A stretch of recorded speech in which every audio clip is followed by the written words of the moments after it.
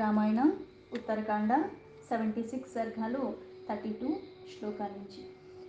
రాముడు ఎప్పుడైతే ఆ దేశం అన్ని వైపులా కూడా తన పుష్పక విమానంలో సంచరిస్తూ ఎక్కడ ఎవరు తపస్సు చేస్తున్నారు అని, మళ్ళీ ఆ తపస్సు చేసేవాడిని నువ్వు ఎవరు, ఏ వర్ణానికి సంబంధించిన వాడు, ఏ కారణంగా తపస్సు చేస్తున్నావు ఏంటి అని అన్నీ అడిగిన తర్వాత శూద్రుణ్ణని చెప్పి దేవలోకానికి చేరాలని, జయాన్ని పొందాలని నేను చేస్తున్నానంటే వెంటనే ఆ శిరస్సును ఖండించేశాడు.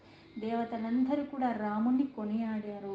తర్వాత ఇక్కడే అగస్త్య మహర్షి కొన్ని సంవత్సరాలు తపస్సు చేసి ఆయనది సమాప్తి చెందుతుంది కాబట్టి మేమందరం అక్కడికి వెళుతున్నాం, మీరు రండి అని చెప్పారు.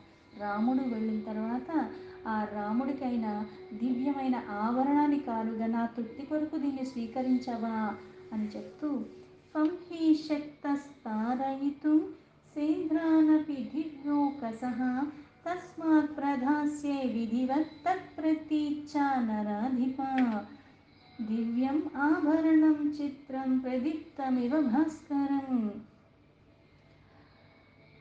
అంటే అమూల్యమైన వస్తువు మనం అనుభవించకుండా మహాత్ములకు ఎప్పుడైతే అది మళ్ళీ మనం అంటే ఒకళ్ళ దగ్గర నుంచి మనకి లభిస్తే అది మనది అయిపోయింది. కానీ మనం దాన్ని స్వతహాగా అనుభవించకుండా మళ్ళీ ఇట్లాంటి మహాత్ములకు ఎప్పుడైతే మనం ఇచ్చేస్తున్నామో దానివల్ల గొప్ప సత్ఫలితం వస్తుందని విజ్ఞానులు చెప్పారు.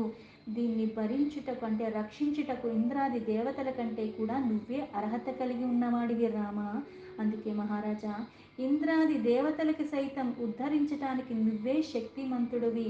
అందువలన దీన్ని విధి విధానంగా నీకు నేను సమర్పిస్తున్నాను. దీన్ని నువ్వు స్వీకరించు. భాస్కరుడిలాగా చిత్ర విచిత్రమైన వెలుగులు అందుతున్న ఈ దివ్యాభరణము అనుగ్రహాన్ని నువ్వు ఎప్పుడూ కూడా పొంది ఉంటా. అందుకని నా ఈ కోరికను మన్నించి దీన్ని నువ్వు స్వీకరించు అన్నారు అగస్త్య మహర్షి. అథోవాచ మహాత్మానాం ఇక్ష్వాకునాం మహారథః రామో మతిమతాం శ్రేష్ఠః క్షాత్రధర్మం అనుస్మరన్.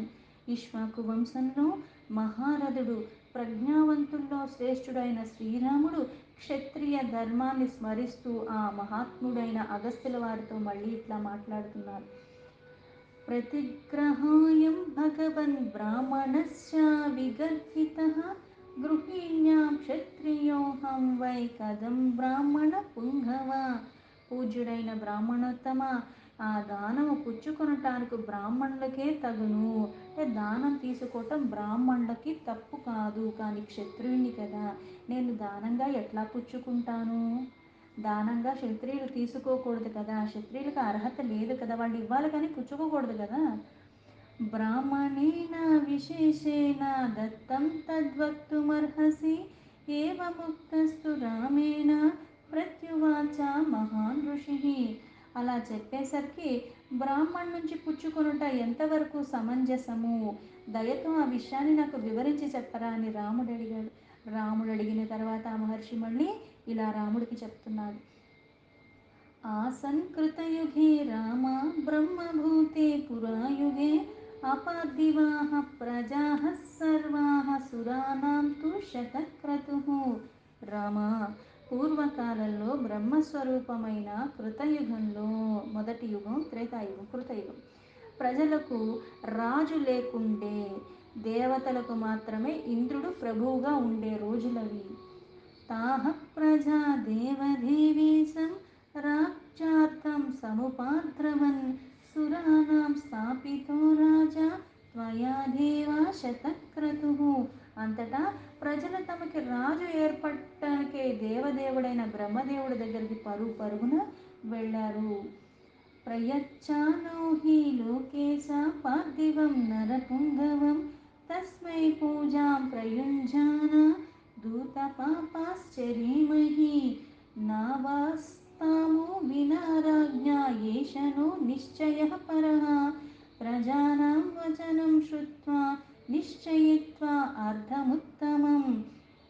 తర్వాత వారు, పితామహ, నువ్వు దేవతలకు మాత్రము ఇంద్రుణ్ణి రాజుగా ఏర్పరిచావు, లోకేశ మాకు ఒక ఉత్తమ పురుషుణ్ణి రాజుగా పెట్టవా అని ఆ మహాత్ముని గౌరవిస్తూ మేము పాపముల నుంచి విముక్తి అవుతాం కదా, రాజు లేకుండా మేము బ్రతకలేము, ఇది మా స్థిర నిశ్చయం, అంటే అందరిది ఒకే నిర్ణయము అని చెప్పగా, అంతటా సురశ్రేష్ఠుడైన బ్రహ్మదేవుడు ప్రజల యొక్క కోరికను మన్నించి ఆలకించి వాళ్ళ కార్యానికి అనుకూలంగా నిశ్చయాన్ని, ఒక నిర్ణయాన్ని తీసుకున్నాడు.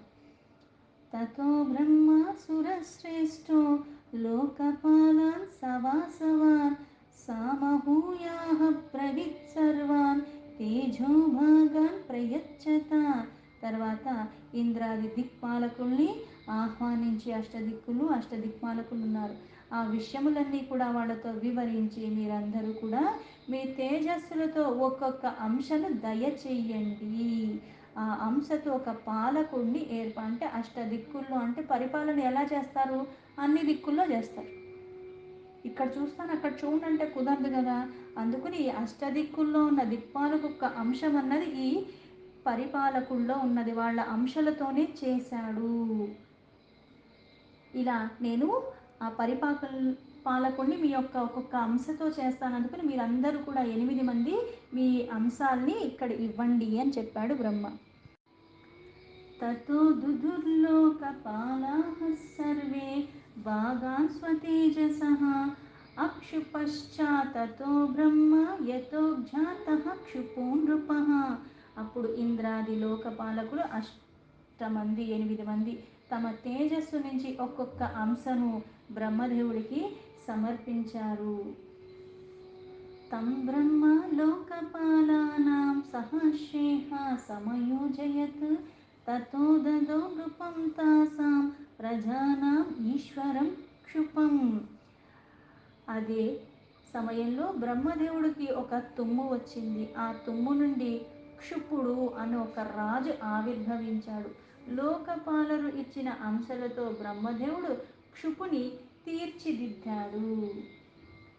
తత్రేంద్రేణ చ భాగేన మహిషిం ఆజ్ఞపయన్ నృపః వారుణేన తు భాగేన వపుః పుష్యతి రాఘవ. ఈ క్షుపుణ్ణి తీర్చిదిద్దిన తర్వాత ఆ ప్రజలకు ప్రభువుగా నియమించారు. తర్వాత ఆ నృపుడు ఇంద్రుడిచ్చిన తేజోభాగంతో రాజ్యాన్ని పరిపాలిస్తున్నాడు. రామ, వరుణుడొక్క అంశతోనే ప్రజలను పుష్టిని చేకూరుస్తున్నాడు. కౌబేరేణ తు బాణేన విత్తం ఆసాం దదౌ తదా యస్తు యామ్యో అభవద్ భాగః తేన శాస్తి స్మ స ప్రజాః. కుబేరుడొక్క తేజోభాగంతో సిరి సంపదలు సమకూరుస్తాయి. అలాగే యముడి యొక్క తేజస్సు అంశతో దండ విభాగాలు కూడా నిర్వహించగలరు. అంటే ఏదైతే రాజ్యం ఉందంటే రాజ్యంలో సేన ఉండాలి, ఆ సేన మళ్ళీ పుష్టిగా ఉండాలి, రాజ్యంలో ఉన్నవాళ్ళు కూడా అలాగే ఉండాలి, అన్నీ సమృద్ధిగా ఉండాలి.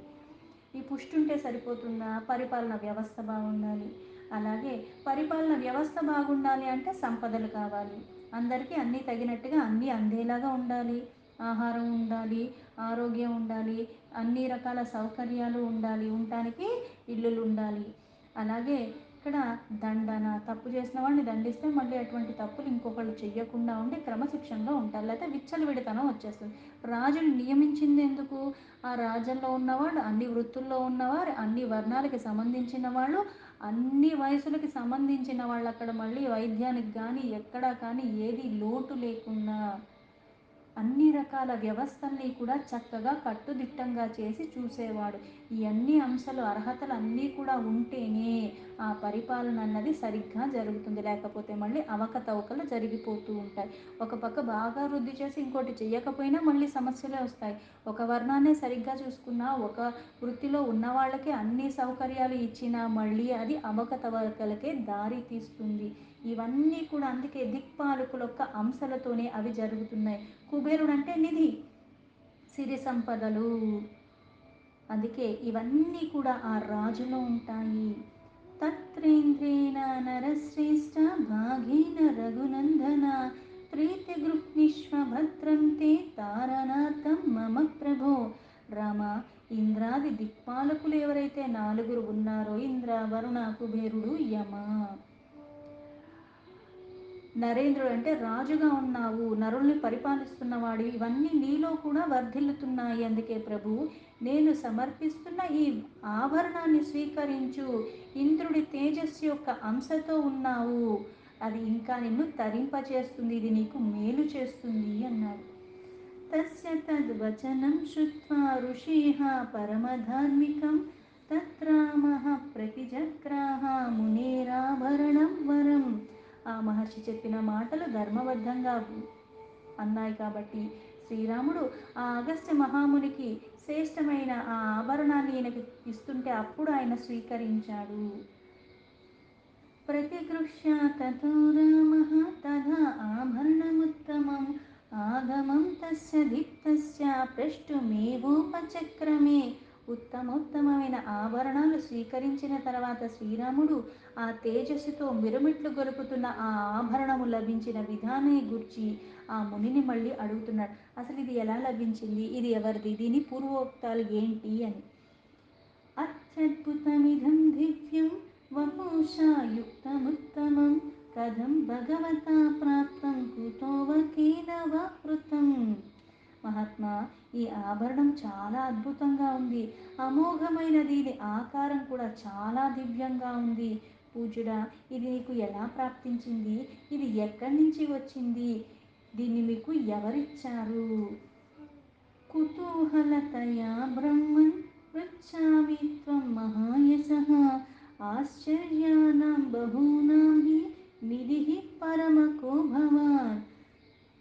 యశస్వి, బ్రాహ్మణుల్లో ఉత్తముడివి, నాలో ఈ కుతూహలం అంటే నాకు ఈ ప్రశ్నలన్నీ వస్తున్నాయి. స్వీకరించాను, కానీ ఇది నీకు ఎలా లభించింది, ఇంత దివ్యంగా ఉంది, దీన్ని ఏ కారణం చేత చేశారు, అలాగే ఇది నీకెవరిచ్చారు, నీకెట్లా లభించింది, అసలు దీన్ని చెయ్యటానికి దీని ఆకారం ఇంత దివ్యంగా ఉంది, ఇంత అద్భుతంగా ఉంది, ఇది సామాన్యమైనది కాదు కదా, ఏదో ఒక కారణం లేకుండా అవ్వదు, అవి నాకు తెలుసుకోవాలనుంది, అందుకుని అడుగుతున్నాను. పూజ్యుడివి, ఉత్తమోత్తముడివి, అందుకుని నాకు కలిగిన సందేహాలన్నీ కూడా తీర్చగలిగిన వాడివి, పైగా అన్నిటికీ నిధివైన వాడివి, అన్నీ నీకు తెలుసు. ఏవం బ్రువతి కాకుత్సే మునిర్వాక్యమధాబ్రవీత్ శృణు రామ యథావృత్తం పురా త్రేతా యుగే యుగే. ఓ రఘురామ అని అగస్త్య మహాముని రాముడితో ఇలా విషయాలు చెప్తున్నాడు. రామ, దీనిని గురించి వివరములు పూర్తిగా చెప్తాను విను. మునుపటి మహాయుగముల్లో త్రేతాయుగమందు జరిగిన వృత్తాంతం ఇది. ఇప్పుడు రాముడు ఉన్నది కూడా త్రేతాయుగం. ఎలా అయితే కాలచక్రం అన్నది ఎప్పుడూ గమనిస్తూనే ఉన్నది, చక్రం తిరుగుతూనే ఉంది.